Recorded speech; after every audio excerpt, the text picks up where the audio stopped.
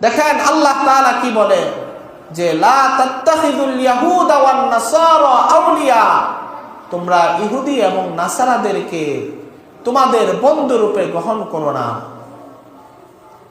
তোমরা যদি তাদেরকে বন্ধুরূপে গ্রহণ করো তাহলে তোমরাও তাদের অন্তর্ভুক্ত হবে, তাদের দলভুক্ত হয়ে যাবে।